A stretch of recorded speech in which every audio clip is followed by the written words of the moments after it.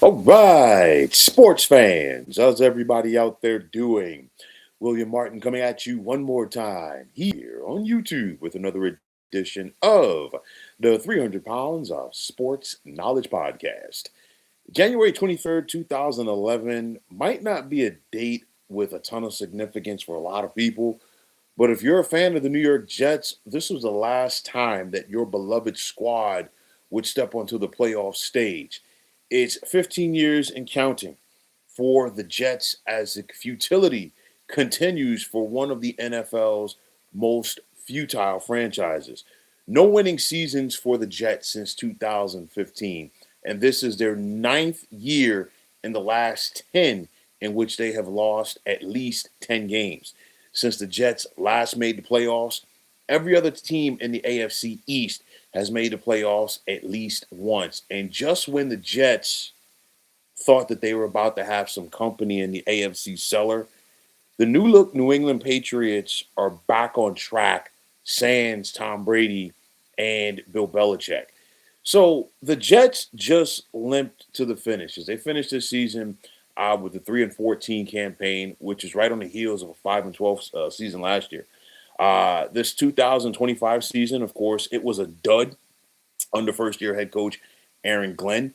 The Jets, we just saw them finish the season by losing their last five games. And in the process, the Jets were outscored rather, 188-54 over that stretch. And to give you an idea as to how bad that was and is, the Seattle Seahawks gave up 292 points for the entire season. Okay?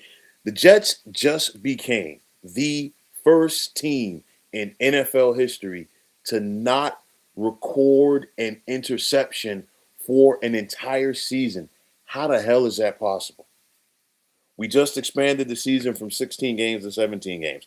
So you have an additional game to go out there and get at least one interception. Nobody on this entire team for 17 games found a way to make an interception. That's how bad it is for the Jets. Demo, what's going on? Poor Jets. Only team in NFL history to not get an INT on D. Listen, I don't know how you do that, man. I mean, listen, even if you play Madden on all Madden, okay, and you turn down the defensive skills for your own team, the computer will still allow you to go out there and get a pick. 17 games, and they still couldn't figure this thing out. I don't know what is going on with the Jets right there. The best way to sum up this Jets season is that it was a disaster. But we could say that about so many seasons for this Jets franchise. I mean, there's plenty of questions for the Jets once now that the off season is getting going for them. But my biggest question is whether or not we are going to see Aaron Glenn get a mulligan as the head coach of the Jets. There are some people who are saying, well, the Jets should move on from Aaron Glenn, and I get it. But I'll tell you like this. Aaron Glenn's contract says otherwise. Aaron Glenn had signed a 5-year deal to become the head coach of the Jets.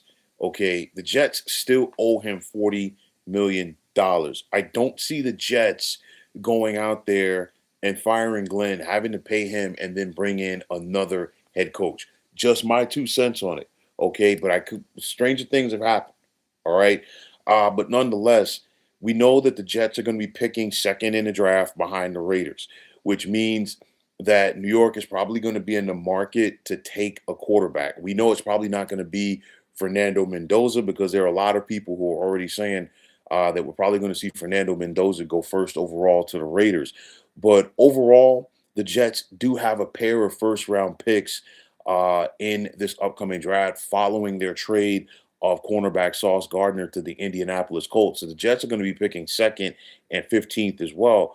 And of course, the Jets get 3 first-round picks in 2027 once you factor in the trade of defensive tackle Quinnen Williams to Dallas. But with all of that said, do you really trust the Jets, to know what they're doing at the NFL draft? Because so often it's basically become the norm for the Jets. And this is not just a year thing. This goes back decades. Okay, the Jets don't know what they're doing at the NFL draft, and on top of that, they have a very poor history in developing quarterbacks. I've said this before and I'll say it again. The Jets, they're basically waiting for the next Joe Namath to walk through the door at Florham Park. That guy does not exist.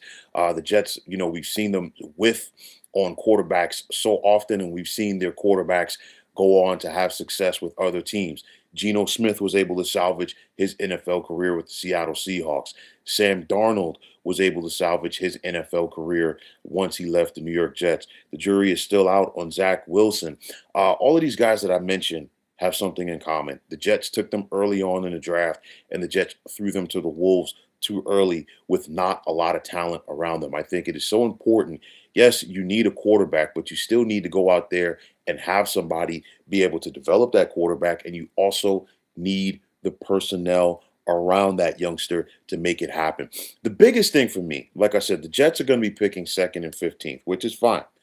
The biggest thing for me, do the Jets actually have a plan? Because if you watch this team this season, and if you've watched this team for the past 15 years or so, the Jets really don't have a plan, and they don't know what's going on, and they don't know how to fix things.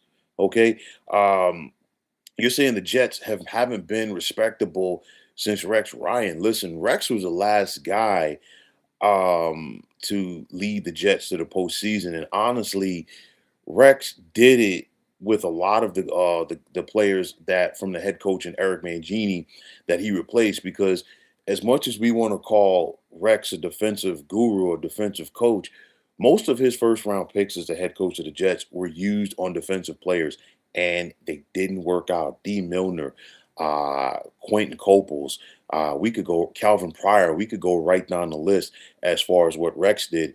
And Aaron Glenn ain't off to a glowing start either, because you look at the Jets' mess this season defensively, and you bring in a defensive coach who was, of course, the D coordinator the last couple of years for the Detroit Lions, and you took this unit and you found a way to make it worse than what it was when you got there. Remember, of course, we know Robert Saleh was fired midway through last season. Nonetheless, he's still, being Aaron Glenn, inherited a solid defense. The Jets were third last year in the NFL in yards allowed. This past season, the Jets were 20th. The Jets had 43 sacks last season defensively. This year, they only had 26. And again, I cannot harp on this enough. They went an entire season without forcing an interception. To give you an idea of how bad the things were defensively for the Jets this season, along with the Dallas Cowboys, they were the only team in the NFL to give up more than 500 points this season. That's how bad it was. Okay. 5 games last season in which the Jets gave up at least 30 points. This season, it was 8. And I mean, you look at these scores over the last 5 games, like I said, they simply didn't compete. 34-10 at home to Miami, they lost. 48-20 on the road to Jacksonville. They followed that up by losing 29-6 at the Superdome against the Saints. And then you go back to Week 17 at home against the Patriots. Honestly, if the Patriots really hadn't called off the dogs, it would have been worse. I think New England scored a touchdown on each of their first 5 possessions, and they won that game going away 42-10. And then, of course, today's disaster in Orchard Park as they lost 35-8 to the Buffalo Bills. And that was a Buffalo team who basically had their backups out there for the bulk of the game. No James Cook at running back. And then, of course, Josh Allen was only out there at quarterback to keep his consecutive games played or consecutive games started streak going. And from that point on, it was a Mitchell Trubisky show. And defensively, they had Mitch Trubisky looking like a Pro Bowler. So this Jets defense is a total indictment on Aaron Glenn. You traded Sauce Gardner. You traded Quentin Williams. These were guys who were some of your defensive stalwarts who you inherited. On top of that, you go back, this Jets regime, Aaron Glenn and Darren Mogi, his general manager, they just gave Sauce Gardner an extension. Okay. On top of that, you trade these guys, you don't get anything back. I mean, you get the picks, but there's no players that are going to come in there and make an impact for this team right now. And again, I can't harp on this enough. The defensive side of the football is supposed to be Aaron Glenn's strength. He brought in Steve Wilkes as a defensive coordinator. He didn't last for the entire season. He fired him. So the bottom line is Aaron Glenn is running out of people to point the finger at with this team. We also saw Aaron Glenn roll the dice on quarterback Justin Fields, and he failed miserably. The Jets only had 14 touchdown passes this season, and they were dead last in passing in the National Football League this season. The Jets didn't even have, or didn't average rather, 150 yards through the air for the entire season. To give you an idea of how bad things were for the Jets offense, Garrett Wilson was the team's leading receiver with just 395 yards. Okay. We have seen a guy like Jamar Chase or Justin Jefferson get that in a game and a half when they're rolling. Okay. And going back to Garrett Wilson's 395 yards this season, he hasn't played since November 13th against New England, and he was still the team's leading receiver. So again, that just gives you an idea of how bad the things were this season for the New York Jets. So with all of that said, is there any hope for the future with the Jets?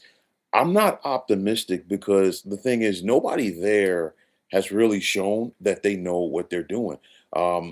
If the Jets are going to bring Aaron Glenn back, and I think they will, but if they wouldn't, I wouldn't be surprised either. But nonetheless, there needs to be some improvement from this team in 2026. I think some of the Jets fan base, okay, is willing to give Aaron Glenn a pass for this past season, no pun intended. But nonetheless, I mean, they're doing it because he was a fan favorite. He played for the team, former first round pick, all of that stuff. But nonetheless, you can't get too many mulligans in the National Football League as a head coach, in spite of the fact of how much that people may like you. So the bottom line is the Jets need to show some improvement for next season. Year one under Aaron Glenn, like I said, it was a dud. And it's got to turn around, and it's got to turn around quickly. And the Jets have to go out there and make some impactful moves in the offseason. First things first, the Jets got to get themselves a quarterback. I don't see them going the veteran quarterback route anymore. This time, I think they're going to get a youngster and try to develop him. But again, if the Jets do that, they cannot throw him to the Wolves right away. They have to have a plan for him. The bottom line is, Jet fans want to see a winner. And I say that because, of course, we know the Jets have not won the Super Bowl in almost 60 years now. But again, 15 years is a very long time, okay, between playoff appearances. And I mean, you look at it to give you an idea of where we were 15 years ago in the NFL. The Rams were still in St. Louis. The Raiders were still in Oakland. Okay, the Chargers were still in San Diego. Brett Favre was still on an NFL roster. Okay, Peyton Manning was still with the Colts. Okay, these are just some things that were going on the last time that the Jets were in the postseason. So again, that gives you an idea of how bad things have been for this team. You're saying Raiders got first overall, Jets can't be far behind. Yeah, the Jets are picking number two because they lucked out, if you want to call it that. The Giants, of course, beat the Cowboys today. The Giants were in that two slot. So as soon as the Giants won, that clinched the first pick for the Raiders. And then, of course, the Jets moved up following their loss to the Buffalo Bills. So right now, the way that the draft order is the Raiders first, the Jets second, Arizona third, the Titans are fourth, the Giants are fifth, Cleveland sixth, the Commanders are seventh, New Orleans is eighth, Kansas City is ninth, and then you got the Cincinnati Bengals rounding out the top 10. So that's where the Jets are right now in the grand scheme of things. But like I said, they've got to go out there and they've got to try to find a way to figure things out. And of course, they've got that 15th overall pick, courtesy of the Indianapolis Colts. But I cannot say this enough.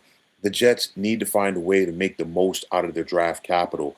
Draft picks are great, okay, but draft picks are like currency. It's only good if you know what you're doing with it. And again, like I cannot harp on this enough. We've seen it too often where we have seen the Jets swing and miss on their draft picks.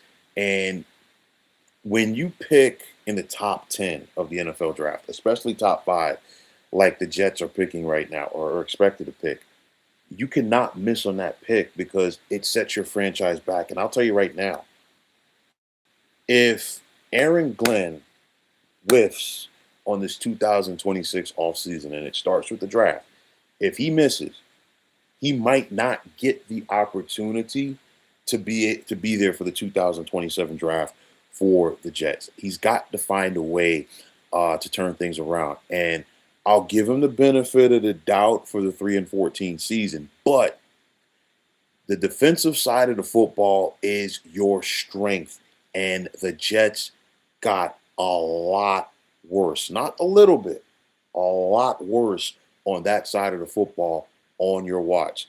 Say what you want about Robert Saleh, and of course, it was not pretty overall during Robert Saleh's tenure as the head coach of the Jets, but their defense was always one of the top units in football. The struggle was the offense. Now, the offense continues to be a struggle for the Jets, and now their defense is in shambles. And again, like I said, I cannot say this enough. If you're Aaron Glenn, this is supposed to be your side of the football, and this team got worse. You're saying, welcome to the Jets, Dante Moore. Um, I'll tell you like this, it wouldn't surprise me if it would be a Dante Moore or maybe a Ty Simpson out of Alabama because I feel like this with the quarterback class that's coming in for 2026, I think is going to be the same old song from the standpoint that, hey, you're going to have some teams that are going to need to reach for a quarterback, and you're going to see these some of these quarterbacks go higher than where they should be going. And the thing is, that's what happens when you get desperate. And I think the Jets are going to go into this offseason in a desperate situation. Like I said, Aaron Glenn got a mulligan for 2025. He's not going to get a mulligan for 2026, which means he needs to go out there and find his guy at quarterback. And getting back to Justin Fields, it sounds like because he did sign a 2-year deal with the Jets, it sounds like the Jets could release him and eat the rest of that guaranteed money. Granted, it wasn't a lot of guaranteed money in comparison to most quarterback contracts that we see in the NFL. But nonetheless, I think the Jets are going to eat that money for 2026 and move on. But as much as I have talked about Aaron Glenn, okay, in this segment, the Jets' problems are still bigger than him. Why? Because you've got Woody Johnson cashing the checks. And I've said this before and I'll say it again. Woody Johnson might be one of, if not the worst team owner going right now in the National Football League because, again, what we are seeing from the Jets ultimately falls into his lap. And I mean, it's so hard in the current NFL to have the current playoff drought that we see the Jets have. Why? Think about it. The NFL has expanded the season now to 17 games. So you have an additional game to go out there and get it right. We've also seen the NFL expand the postseason by one team in each league. So now you have an additional opportunity to get a postseason berth. 7 of the 16 teams in each conference make the playoffs. The Jets haven't even been close, okay, to doing that. So again, all of that right there falls into the lap of Woody Johnson. 6 different head coaches for the Jets since they last made the playoffs. And let's not even begin to talk about the quarterback carousel that has gone on with the team. And so, again, so many swings and misses early on at the most important position on the field. And like I keep saying, regardless of the team, general manager, head coach, and quarterback, 3 positions within your organization in the National Football League that you cannot afford to miss on. Okay. And the Jets have consistently done it. And this is why the Jets are in the position that they are. And this is why they consistently find a way to screw things up. You're saying Aaron Rodgers saw the dysfunction and was like, no. Well, it's funny because Aaron Rodgers was actually looking to come back possibly to the Jets for 2025. And I'll say this, Aaron Glenn, his first order of business, he wanted to put his foot down with Aaron Rodgers. He wanted Aaron to be committed to the Jets. no podcasts of McAfee, all his dark journeys, all that other stuff. And, after one conversation, basically it was not going to go down like that. And Aaron Glenn said, thanks, but no thanks. And I get it, but you didn't get better at the quarterback position by letting Aaron Rodgers go. I really do think that Aaron Glenn felt that, what, he could find a way to coach Justin Fields up and things would be okay. And to his credit, Justin Fields looked solid in the Jets' first game of the season that they narrowly lost to the Pittsburgh Steelers, but that was it. And I think the same issues or some of the same issues that plagued Justin Fields during his time with the Bears and, of course, his brief stint with the Pittsburgh Steelers were once again front and center. Justin Fields, for all it's worth, is not a pocket passer.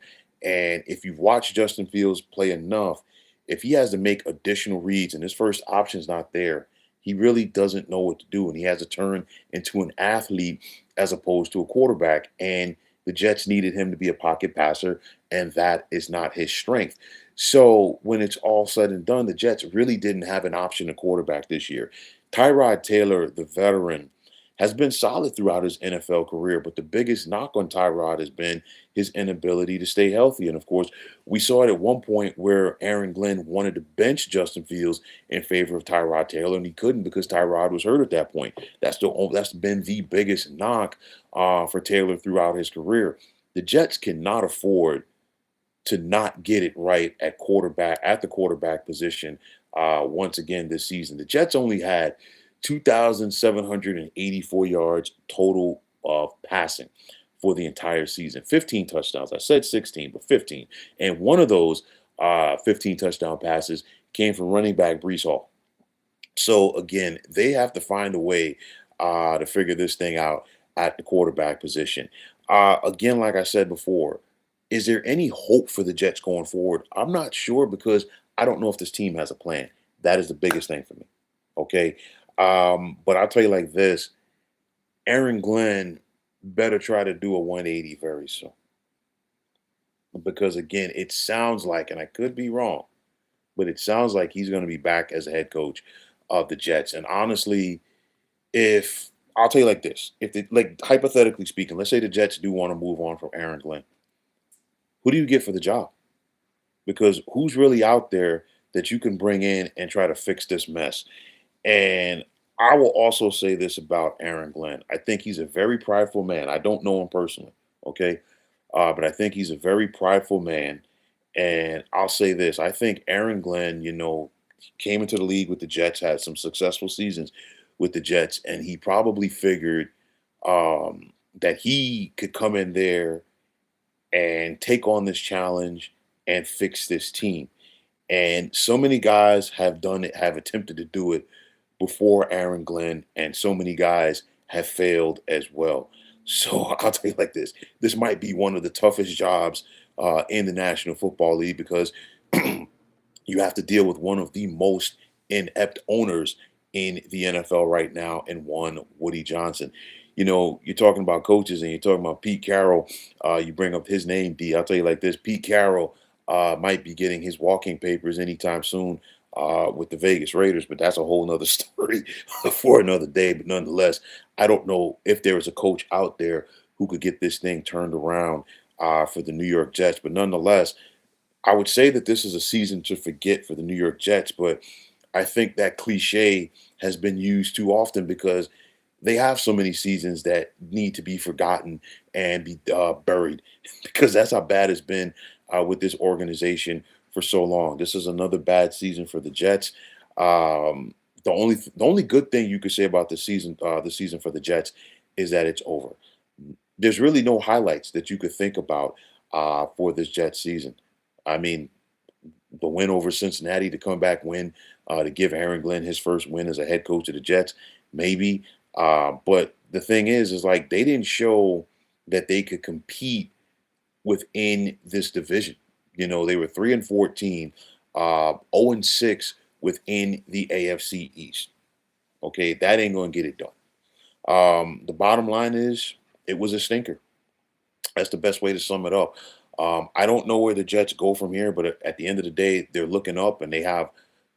I'll say this: you have running backs with Brees Hall and Braylon Allen. You have a receiver in Garrett Wilson if you can keep him healthy. But you need offensive line help.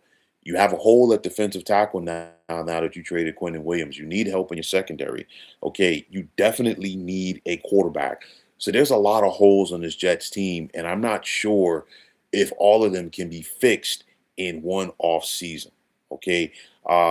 It's one of those I think I thought it was a mistake, honestly, with them trading Quentin Williams because, Aaron Glenn came in with his defensive scheme from the Detroit Lions. And of course, guys like Quentin Williams and Sauce Gardner were accustomed to different things under Robert Saleh. But as a head coach, you have to meet your players halfway at some point and try to figure out what is the best way to get everybody on the same page.